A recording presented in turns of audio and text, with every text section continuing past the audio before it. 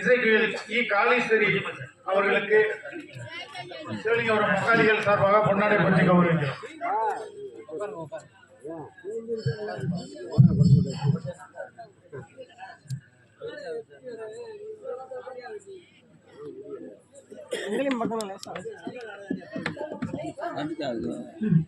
எனக்கு பொன்னாடி போத்தி ஆட்சி வழங்கிய கிராமத்தல்ல எனது சார்பில் எனது கலை குழுவினர் சார்பில் நன்றி நன்றி வணக்கம். எவ்வளவுதான் செல்வ செழிப்போடு இருந்தாலும் மேல் வளர்வதற்கு யாருடைய ஆசை இருக்கணும் அப்படின்னா உள்ள தெய்வங்களுடைய ஆசை இருக்கணும். இப்ப வெளியில் உள்ள தெய்வத்தை வணங்க போறோம். அதற்கு முன்பதாக என்ன செய்யணும் அப்படின்னா வீட்டில் உள்ள குல தெய்வத்தை முதல்ல வணங்கணும்.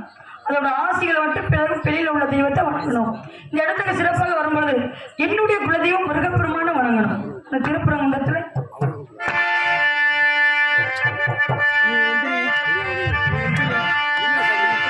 திருப்பரங்குன்றத்தில் சிறிதாய் முருகா திருத்தணி மலை மீது எதிரொலிக்கும்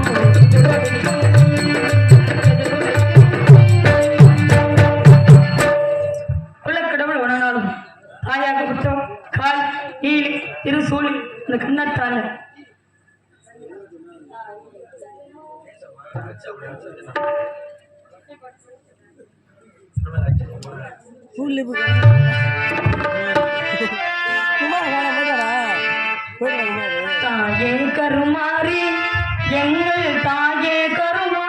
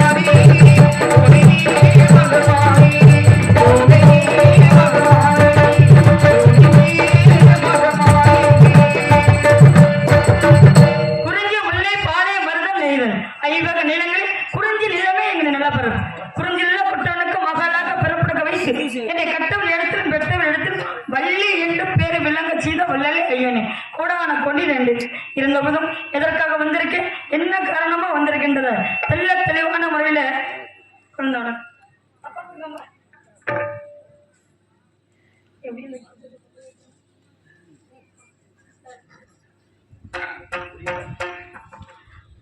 ஒரு முக்கியமான விஷயத்த சொல்ல வந்திருக்கேன். ஆமா, பெருசா சொல்லிடுவா. ஆமா ஆமா ஆமா அப்படியே வச்சிருவோம். 5 வயசுல அறியாத பருவத்துல என்ன கல்யாணம் பண்ணிக்கிறேன் காதலிக்கிறேன் அப்படின்னு ஒருத்தர் ஓடி வந்து சொன்னார். 5 வயசுலவா? 5 வயசுல காதலிக்கிறான்னு சொன்னார். சரி. 5 வயசு என்பது குழந்தை பருவம். காதல் என்னன்னு தெரியுமா? அப்ப தெரியாது. இப்ப பருவம் அடைஞ்சு இந்த 12 வயதுக்கு இந்த 13 வயதுக்கு இடைப்பட்ட வயது அப்ப காதல் வயசு. அந்த வயசுல எனக்கு காதல் வந்திருக்கு அந்த முருகப்பெருமான் மேல.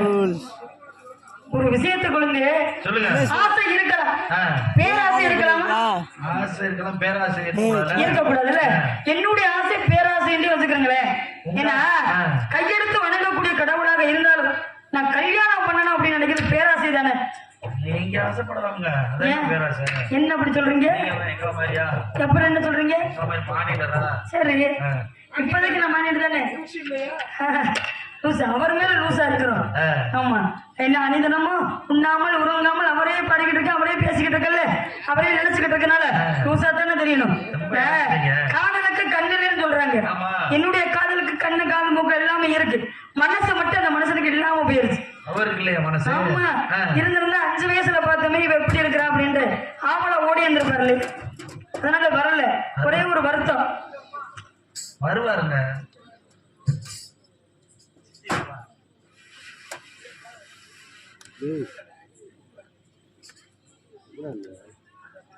ஐயோ, நான் வந்துட்டேன்.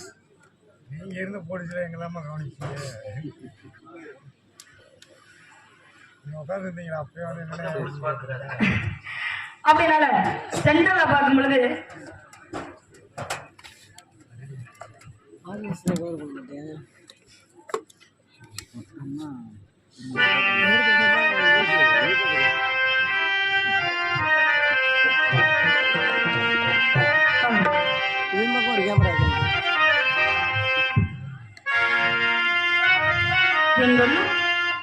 சென்றல் உறங்கிய போதும் திங்கள் உறங்கிய போதும் கண்கள் உறங்கிடுமா காதும் கண்கள் உறங்கிடும்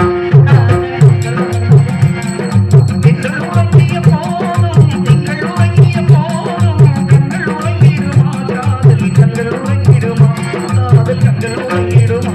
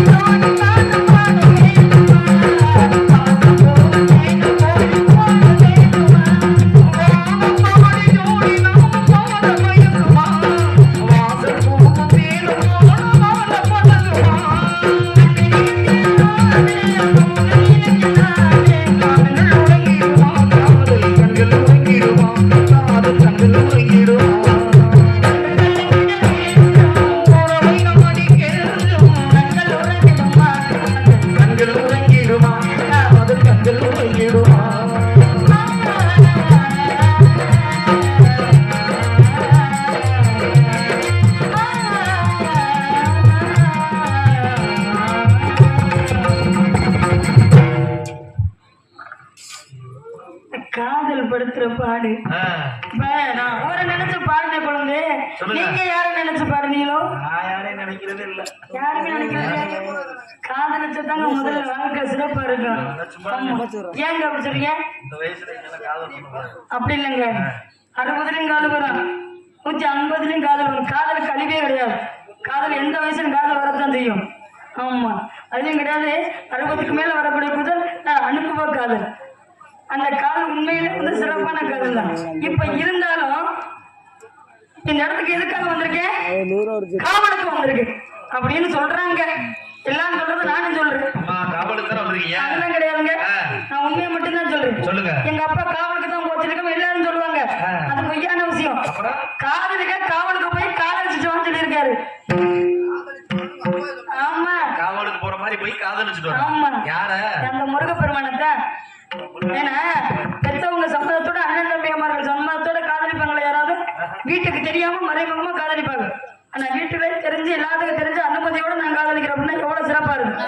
பரவாயில்ல, இருந்தாலும் இருக்கட்டும். ஒரு விஷயத்த சொல்றேன், வருகிறேன். நான் தான் சின்ன பிள்ளைத்தனமா சொல்றேன் பாத்துங்க, அந்த முருகப்பெருமானை கல்யாணம் முடிக்கணும் அப்படின்னு. நீங்க என்ன சொல்லணும்?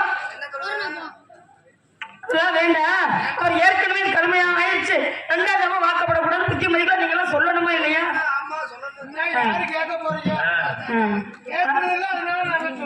அதுதான் உண்மை. வயசு என்ன? கேட்கக்கூடியாத வயசு. அந்த வயசுல என்ன புத்திமதிகளை சொன்னாலும் நாங்க பிடிச்சதான் மயிலுக்கு போடுங்க வாதம் நினைப்போம். சின்ன வயசு. ஆமா, நீங்க எத்தனை வருஷம் சொன்னாலும் 50 வயசு ஆனாலும் 50 வருஷம் ஆனாலும் அதே மாதிரிதான் நாங்க சொல்லுவோம்.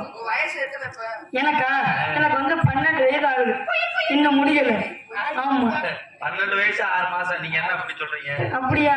அதே நானும் கம்மியா சொல்லிட்டேன்னா இருக்கணுங்க.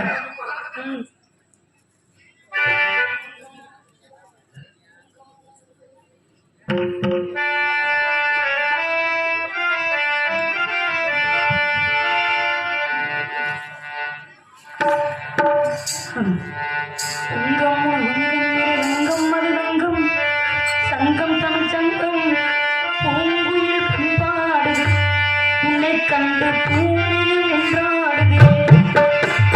பூங்குயில்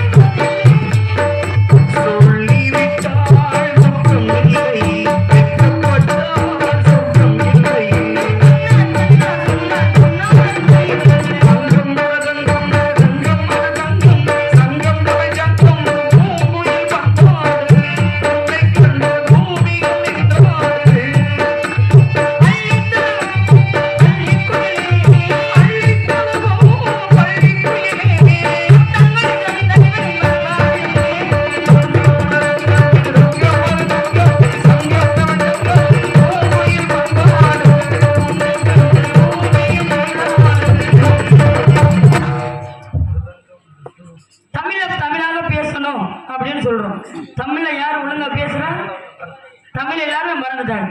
இப்ப ஆங்கிலத்துல படிக்கணும் பேசணும், நம்ம பிள்ளைங்கள்லாம் ஆங்கிலத்துல 2 வாரத்துல படிச்சா பேசணும் எவ்வளவு அழகா இருக்கும்.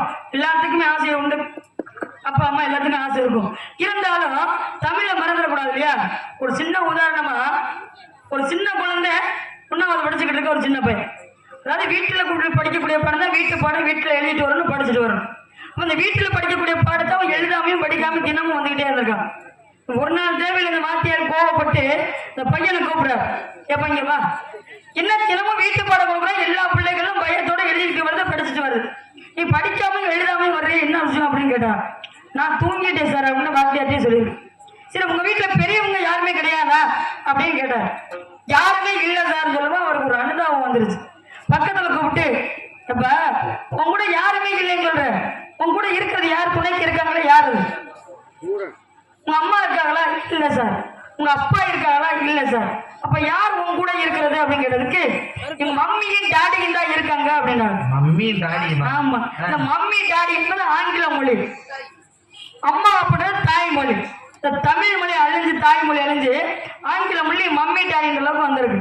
தமிழையும் மறக்கக்கூடாது, ஆங்கிலத்தையும் கத்துக்கிறோம், எல்லா மொழிகளையுமே படிச்சுக்கிறணும். இதைத்தான் படிக்கணும் அதை படிக்கணும் வித்தியாசம் கிடையாது, எல்லாத்தையுமே படிச்சுக்கிறணும். அறிவுபூர்வமா சொல்ல போனா அயல் நாட்டுல தமிழர்களை பார்த்தா ரொம்ப நட்பு கொண்டாடுவாங்க, நண்பர்களை தமிழை பேசுறதுக்கு ரொம்ப ஆசைப்படுவாங்க. அப்படி இருக்கக்கூடிய நம்ம தமிழ்நாட்டுல தமிழ் மொழியை தாய்மொழியை மறந்துட்டு தருவோம். அதெல்லாம் இருக்கட்டுங்க. எங்க அப்பா வர சொன்னாரு, எதுக்கு காவலுக்கு வர சொன்ன ஆரம்பத்திலே சொன்னேன்.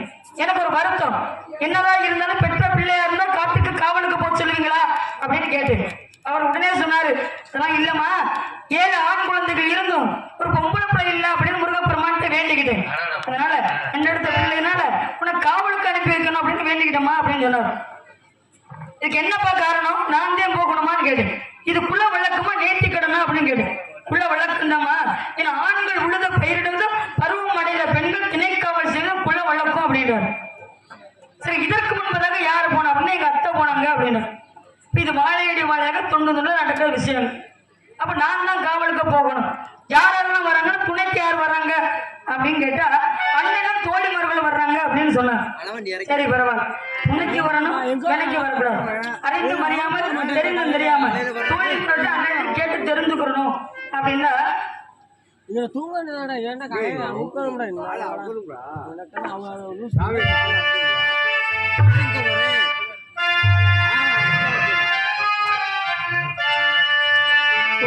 நெஞ்சமே உயிரே